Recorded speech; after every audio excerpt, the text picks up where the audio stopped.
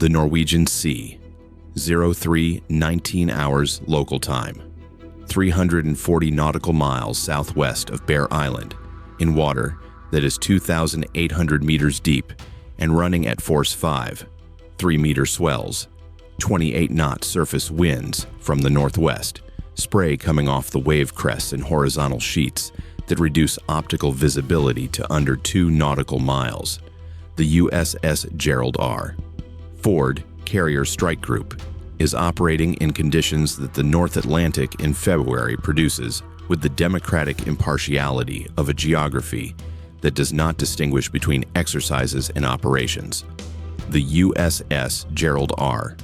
Ford CVN-78, the lead ship of the Navy's most advanced carrier class, displacing 100,000 tons, powered by 2 A-1B nuclear reactors generating 700 megawatts of thermal power, the first American carrier fitted with electromagnetic aircraft launch system catapults and advanced arresting gear, is holding 16 knots into the weather on a northwesterly heading.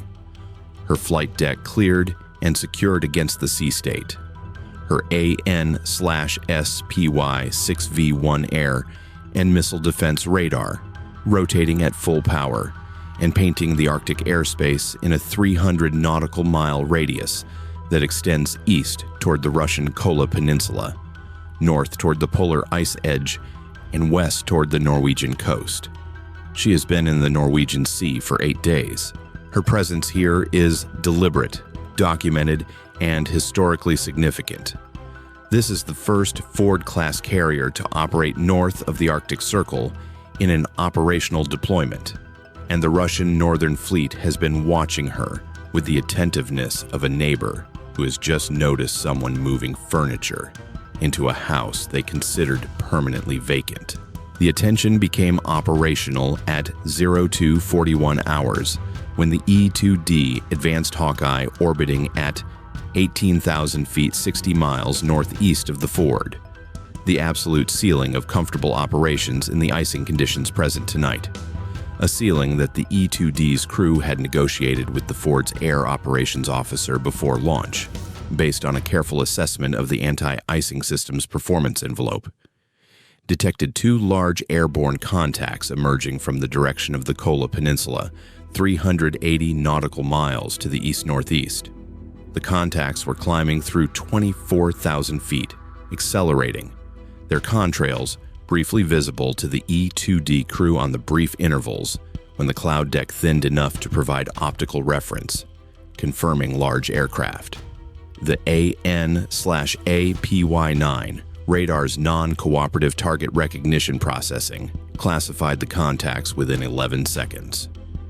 2 160 Blackjack strategic bombers, NATO reporting name unchanged since their introduction in 1987, the largest and fastest combat aircraft ever built, white-painted machines that the Russian Air Force calls the White Swan, and that NATO's early warning network calls a problem. 2 of them, on a heading of 240 degrees, which placed them on a track that would carry them southwest along the Norwegian Sea's eastern boundary, 180 nautical miles east of the Ford's current position, at a speed that suggested they were not making a straight-line transit to anywhere specific. They were orbiting toward the Ford, not toward an attack datum. The Tu-160 is a strategic nuclear bomber, not an anti-ship strike platform in its primary configuration, and its employment against a carrier strike group would represent an escalation threshold that Russian doctrine does not typically seek to cross in peacetime operational pressure events. The Tu-160s were not here to launch weapons. They were here to make a point, to test response times, to probe the Ford's air defense perimeter, to collect electronic intelligence on the AN/SPY-6's emission characteristics, and to produce imagery and sensor data that the Russian Northern Fleet's intelligence section would analyze for the next 6 weeks. They were conducting what Russian military aviation calls a demonstrative flight, an operation whose strategic effect depends on the American response appearing measured, cautious, or slow. The E-2D had 38 minutes before the Tu-160s would reach the nearest point of their projected track to the Ford, a closest point of approach of approximately 180 nautical miles if they maintained their current heading, or considerably closer if they altered course toward the carrier once they confirmed her position. 180 nautical miles from a Tu-160, carrying KH-101 cruise missiles, each with a range of 5,500 kilometers, each carrying a 400-kilogram conventional warhead or a nuclear warhead in the strategic variant, is not a comfortable margin in an operational sense, regardless of the current diplomatic environment.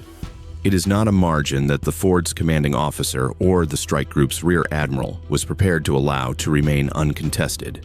At 02:44 hours, the Ford's rear admiral authorized the intercept. The authorization was specific. 2 F/A-18 F Super Hornets were to launch, intercept the Tu-160 formation, establish visual identification, and escort the bombers for as long as they remained within the strike group's defensive perimeter, defined for tonight's operation as 200 nautical miles. The intercept was to be conducted professionally.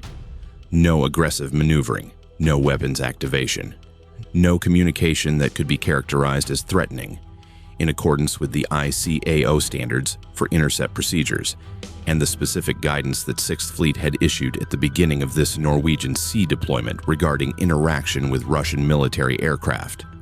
The guidance was clear: identify, escort, document, do not escalate. The Russian aircraft were to be treated as professional aviators conducting their own military's authorized activities, not as hostile contacts, regardless of how their presence was framed in the Russian information operation that would follow. The 2 F/A-18 F Super Hornets, call signs Viking-1 and Viking-2 from Strike Fighter Squadron 213, launched at 02:48 hours. The Arctic conditions complicated the launch sequence. The Ford's EMALS electromagnetic catapult required a software adjustment to its launch energy profile to compensate for the 34-knot relative wind across the flight deck, a calculation that the ship's catapult officer had pre-computed based on the weather forecast, but had to verify against the actual deck wind reading 30 seconds before the launch command. The catapult fired cleanly.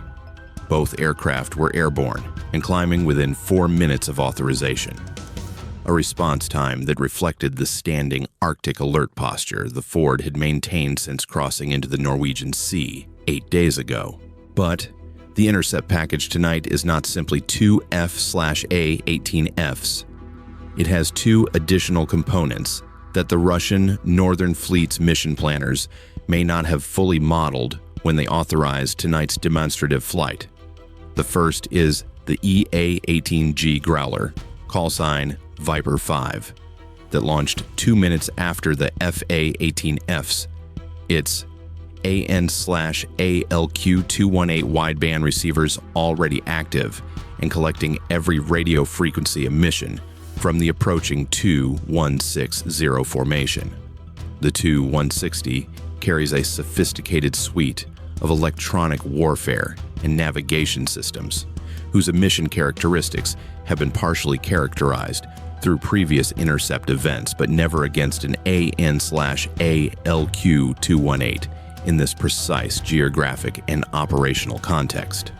VIPER-5's collection tonight will be the most operationally detailed electronic intelligence harvest against the Tu-160's avionics suite that Navy electronic warfare analysts have had access to in 3 years.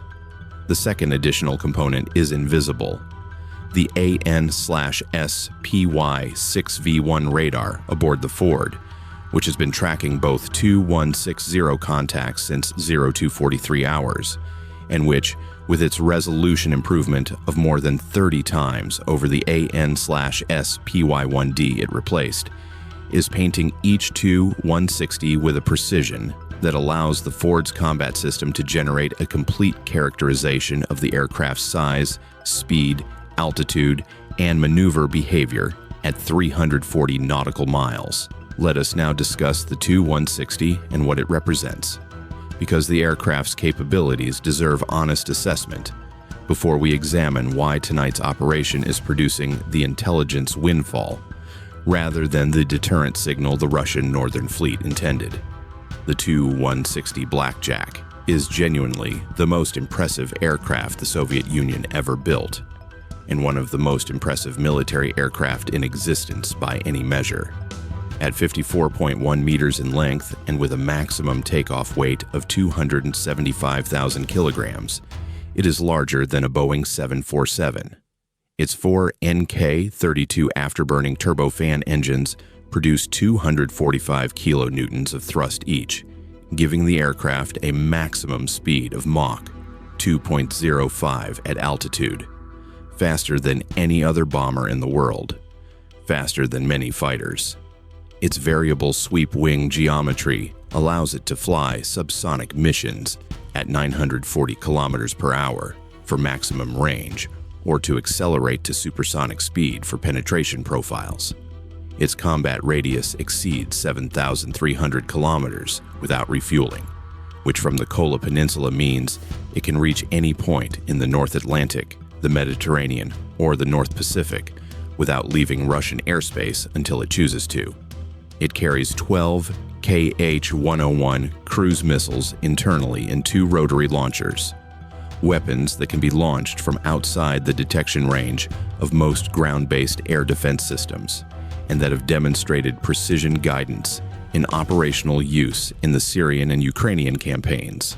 It is, in short, an aircraft designed to carry strategic nuclear and conventional weapons to targets that no conventional air defense system can reach it before it launches.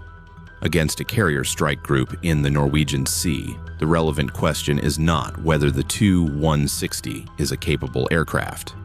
It is.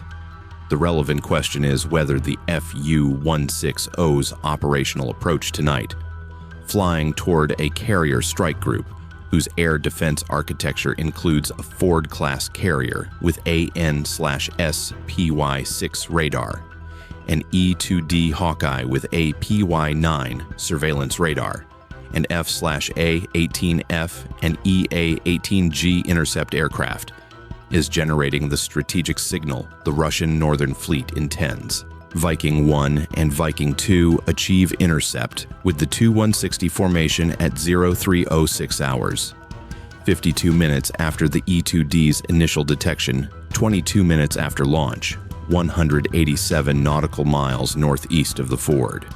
The intercept geometry places Viking-1 alongside the Northern Tu-160 at a lateral separation of 500 meters in the 9 o'clock position relative to the Russian bomber's heading, the standard intercept position specified in ICAO Annex 2 procedures for military intercepts of foreign state aircraft.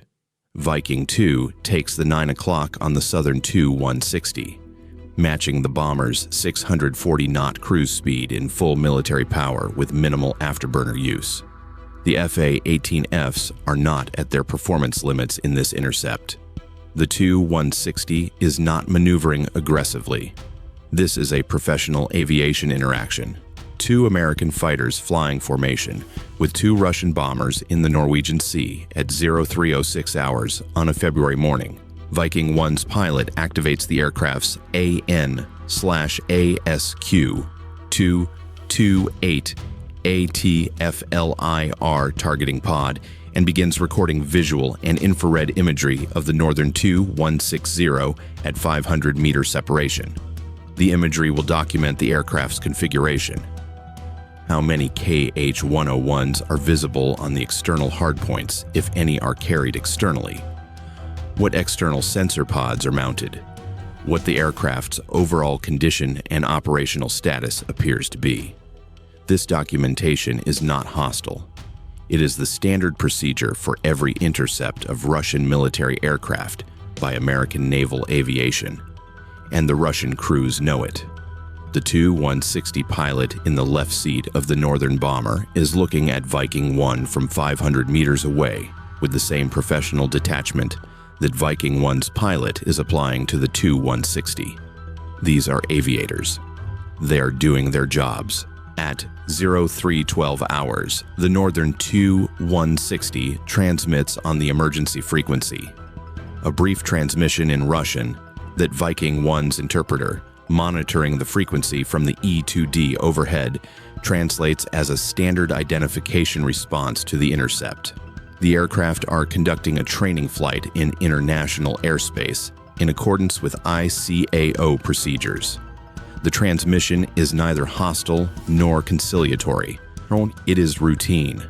Viking-1's pilot acknowledges on the same frequency in English and confirms that the intercept is being conducted under ICAO procedures. Both crews understand each other. The Norwegian Sea is large enough for everyone. At 0318 hours, the Southern Tu-160 initiates a gentle left turn, a course change of approximately 30 degrees, and that will carry both bombers northwest, away from the Ford's position, increasing the range between the formation and the carrier from 187 nautical miles to a projected 220 nautical miles at closest approach if the turn is maintained. Viking-1 and Viking-2 follow the turn in their wing positions, maintaining 500-meter separation. The turn is not an evasive maneuver. It is the demonstrative flight's second phase. Having established that they penetrated to 187 nautical miles of the Ford without a kinetic response, the Tu-160 crews are now executing their prescribed flight pattern, which includes a northwesterly transit along the Norwegian Sea before returning to Olenia Air Base on the Kola Peninsula. The VIPER-5 EA-18G, orbiting at 22,000 feet 40 miles south of the Tu-160 formation, has been collecting continuously since 0256 hours. The AN/ALQ-218's wideband receiver covers every frequency band between 0.5 and 40 gigahertz. The full spectrum of the Tu-160's navigation radars, its terrain avoidance system, its weapons targeting radar when active, its electronic support measures receiver, and the data link communications that connect the two Tu-160s to each other and to their ground control station on the Kola Peninsula. Not all of these systems are active tonight. The Tu-160 crews are flying a demonstrative profile, not a combat profile, and several of their sensor systems remain in standby mode. But the emissions that are active, the navigation systems, the weather radar, the intermittent air-to-ground data link bursts that update the mission profile from the ground control station, are collected with a precision that VIPER-5's AN/ALQ-218 achieves, because it has been configured specifically for the Tu-160 based on the previous intercept events and the intelligence community's technical characterization of the aircraft's electronic architecture. Every frequency, every waveform, every pulse repetition interval is logged and time-stamped. The data package VIPER-5 carries home tonight will be in the hands of Navy electronic warfare analysts at Whidbey Island within 48 hours.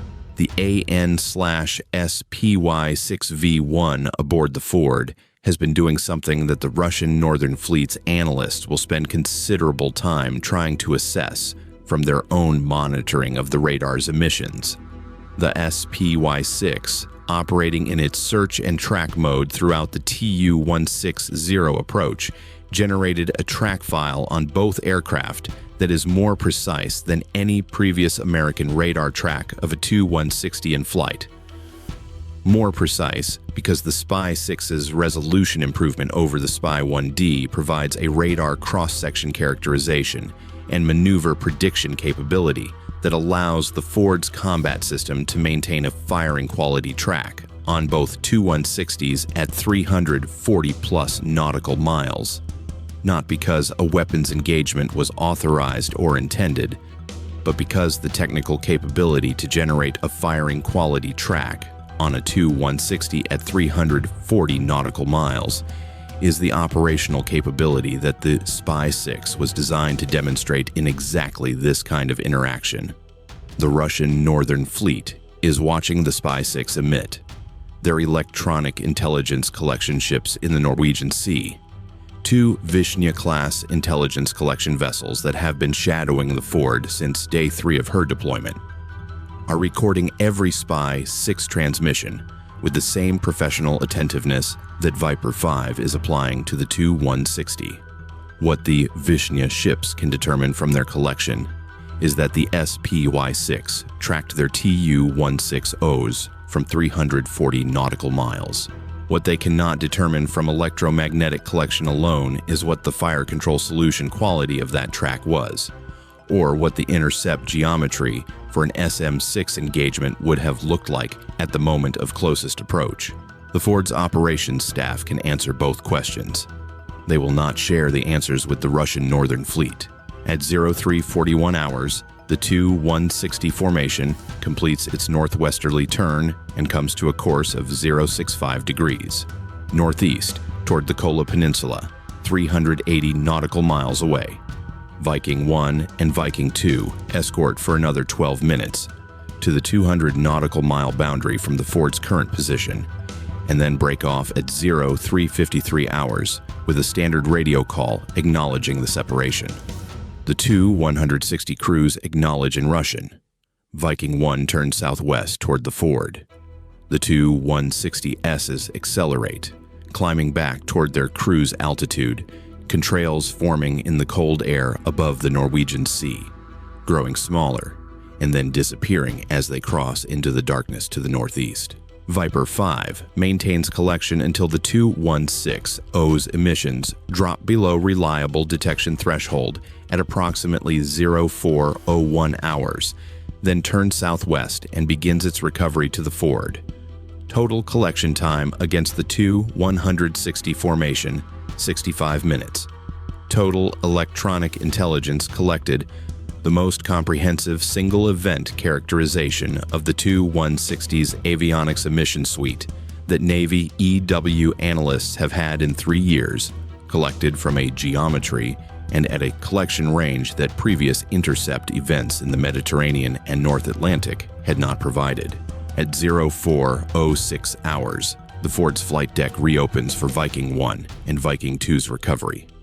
The Arctic weather has moderated slightly, swells down to 2.4 meters, wind at 24 knots, and the advanced arresting gear handles both recoveries without complication. VIPER-5 recovers at 0418 hours. The Rear Admiral reviews the intercept report in his flag spaces at 0431 hours. Notes the 187 nautical mile closest point of approach. Notes the professional conduct of both the American and Russian air crews. Notes the electronic intelligence collection summary from VIPER-5, and signs the operational report for transmission to 6th Fleet and to the Commander Naval Air Force's Atlantic. Now let us assess what Russia's demonstrative flight achieved tonight and what it failed to achieve, because the strategic balance of the operation is considerably less favorable to the Russian Northern Fleet than the mission profile suggests. The Tu-160 demonstrative flight was designed to achieve 3 things. First, signal to NATO that Russian strategic aviation remains capable of penetrating to within striking range of NATO carrier forces operating in the Norwegian Sea. Second, collect electronic intelligence on the Ford's AN/SPY-6 radar and the strike group's defensive architecture. Third, generate a political and informational signal. In Russian state media, in Russian military reporting, in the diplomatic communications that follow these interactions, that Russian strategic aviation can reach American carriers in waters that NATO considers its own operational environment. The first objective was achieved in a limited technical sense. The Tu-160S reached 187 nautical miles from the Ford. Whether 187 nautical miles with 2 FA-18Fs on your wing and an SM-6 battery tracking you from 340 nautical miles constitutes within striking range in any operationally meaningful sense is a question that depends heavily on one's definition of range. The KH-101 has a 5,500 kilometer range. The Tu-160 did not need to come within 187 nautical miles of the Ford to employ it.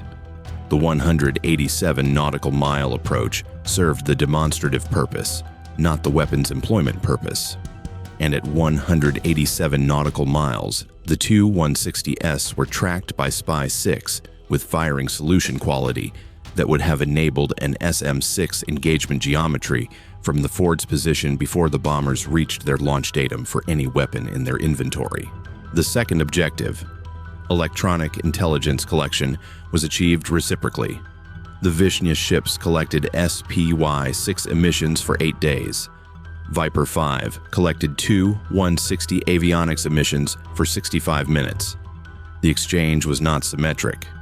The APY-6's most operationally significant data, its fire control mode characteristics, was not radiated tonight. The Tu-160's most operationally significant data, its avionics emissions, was collected in full.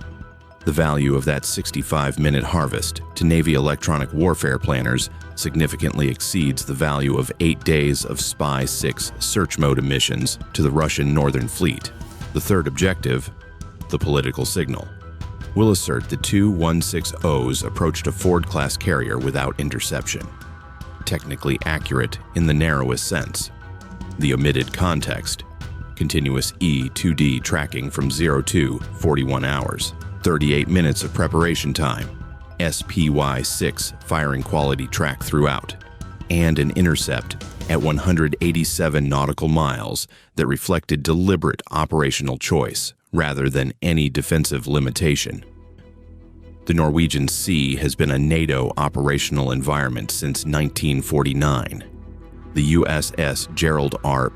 Ford has been operating in it for 8 days, in conditions that February in the Arctic reliably provides. Two Tu-160SS flew 187 nautical miles from her. 2 FA-18Fs met them, documented them, and escorted them back. An EA-18G collected 65 minutes of their avionics emissions. The SPY-6 tracked them from 340 nautical miles throughout. The Ford's morning flight cycle begins at 0630 hours. The Tu-160S are approaching Olenia Air Base. And in a Norwegian Sea that recognizes no unilateral declarations of influence, an American carrier with the most advanced radar system ever fitted to a warship is holding 16 knots into a northwest swell, tracking everything within 300 nautical miles, waiting for the sky to get light enough to fly again. Bye for now.